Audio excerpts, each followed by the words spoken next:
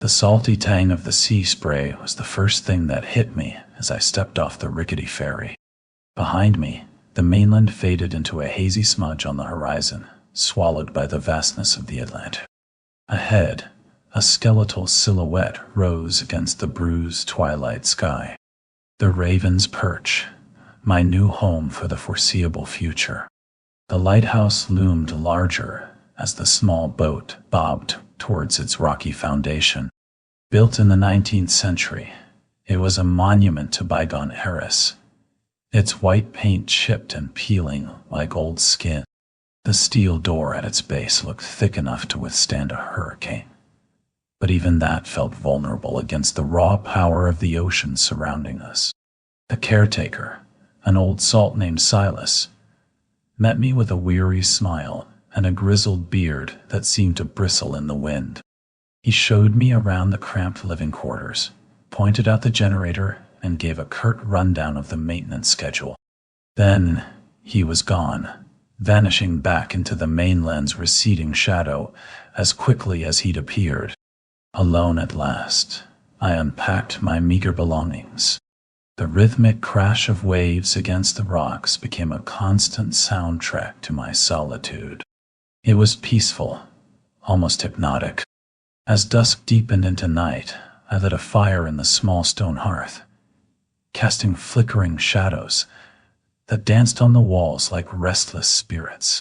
The first night passed without incident, but as dawn painted the sky with streaks of pale orange and rose, I heard it, a sharp, insistent rapping coming from the steel door.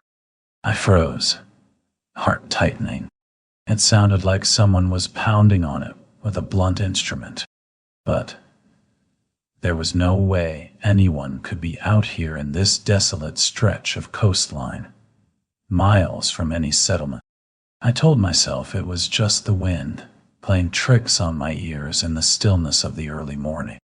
I tried to rationalize it away, a loose piece of metal, perhaps, banging against the door frame in the salty air. But the rapping persisted, growing louder, more insistent with each passing moment. Unable to ignore it any longer, I cautiously approached the steel behemoth that served as my only barrier from the vast emptiness outside. My breath hitched as I pressed my ear against its cold surface. The sound was unmistakable now. A rhythmic thumping, like someone desperately trying to gain entry. Panic clawed at my throat. There was no way anyone could be out here. Yet, the insistent knocking continued, fueled by an unseen force beyond comprehension. My gaze darted around the cramped confines of the lighthouse, seeking some explanation, some source for this terrifying intrusion. The rhythmic thudding started to reverberate through the entire structure. I felt it in my bones, a vibration that seemed to shake the very foundations of the tower. It was as if the sound wasn't merely coming from the door, but resonating from within the walls themselves, echoing through the centuries-old stone. An unsettling thought crept into my mind. What if this wasn't just someone knocking? What if something else, something ancient and malevolent, was trying to get in?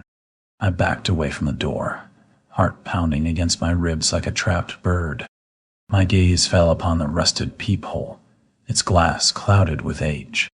A morbid curiosity warred with primal fear within me. Could I face whatever lurked beyond that tiny window? The answer, terrifying as it was, seemed to whisper itself into existence. I had to know. My hand trembled as I reached for the peephole's rusty handle. The metal felt cold and slick against my skin, sending a shiver down my spine. Taking a deep breath, I peered through the grimy lens. All I saw was endless black water. No ship, no boat, not even a rogue wave cresting in the pre-dawn gloom. Just the fathomless depths of the ocean stretching out before me, swallowing the light and leaving only an abyss of impenetrable darkness. But the knocking persisted, relentless and unwavering, emanating from somewhere beyond that black void. The absurdity of the situation slammed into me with the force of a rogue wave. There was nothing there, yet the sound seemed to be coming from within that very darkness, as if whatever was making it resided not on land, but in the heart of the sea itself. Disbelief warred with mounting terror. Was I losing my mind?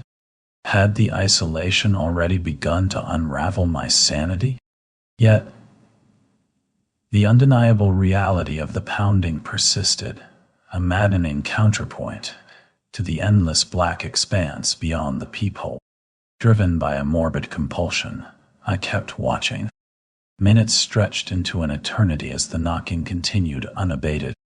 The lighthouse swayed slightly in the morning breeze, and the rhythmic sound seemed to intensify, morphing from a dull thudding into something sharper, more insistent, almost frantic. It felt like the ocean itself was trying to claw its way inside.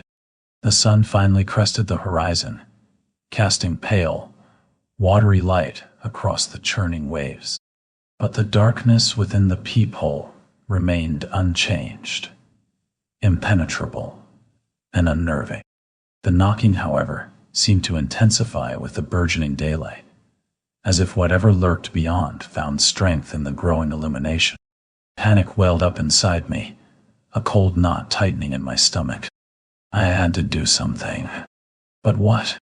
There was no logical solution, no rational explanation for this terrifying phenomena. Sleep became a distant memory.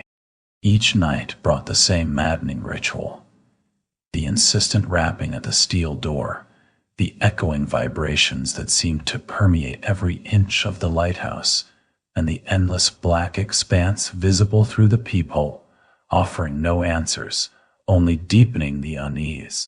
Days blurred into a monotonous cycle of maintenance checks, meals eaten in tense silence, and constant vigilance against the encroaching darkness outside.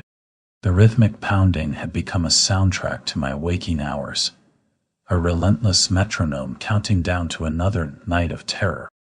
I tried everything to drown out the sound, playing the radio at ear-splitting volumes, listening to audiobooks until my mind numbed with fatigue, even attempting to fill the oppressive silence with incessant chatter, hoping to outshout the unseen entity on the other side.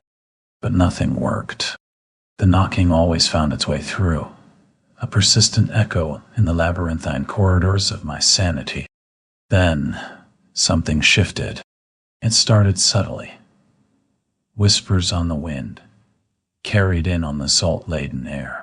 At first, I dismissed them as the tricks of a restless mind, but they grew louder, more insistent over time. They weren't words, not exactly, but a chorus of hushed murmurs, like disembodied voices murmuring secrets just beyond my comprehension. They seemed to emanate from the very heart of the lighthouse, swirling around me in a disorienting vortex of sound. The whispers intensified whenever the knocking reached its crescendo, weaving themselves into the rhythm, adding another layer of dread to this already nightmarish existence. I started having nightmares, vivid and disturbing dreamscapes filled with shadowy figures and endless stretches of black water. In them, I felt an overwhelming sense of being watched, hunted by something unseen yet undeniably present. My grip on reality weakened. Sleep offered no escape, and wakefulness became a torturous exercise in trying to decipher the whispers, hoping to glean some meaning from their cryptic pronouncements. One evening, as the sun dipped below the horizon, casting long, distorted shadows across the lighthouse walls, I stood by the door, listening to the relentless pounding, feeling the tremors in my bones. The whispers reached a fever pitch, swirling around me like a swarm of agitated insects. Then, a single word pierced through the cacophony. Inside. The word hung in the air, heavy and charged with an unknown meaning. Inside. It wasn't spoken aloud, not in any conventional sense, but it echoed through my mind with bone-chilling clarity. It seemed to emanate from the very core of the lighthouse, from the ancient stone walls themselves, as if they were trying to communicate a terrible truth. My gaze darted back to the peephole, now a portal into something far more sinister than just black water. I could almost feel it watching me, a presence lurking beyond the glass, hungry and waiting. The whispering intensified, urging me forward, beckoning me towards the steel door. Panic threatened to consume me, but an even stronger force compelled me, an irresistible compulsion to open that door. It wasn't fear that drove me, not exactly, but a strange, insidious curiosity, a morbid fascination with whatever lay beyond.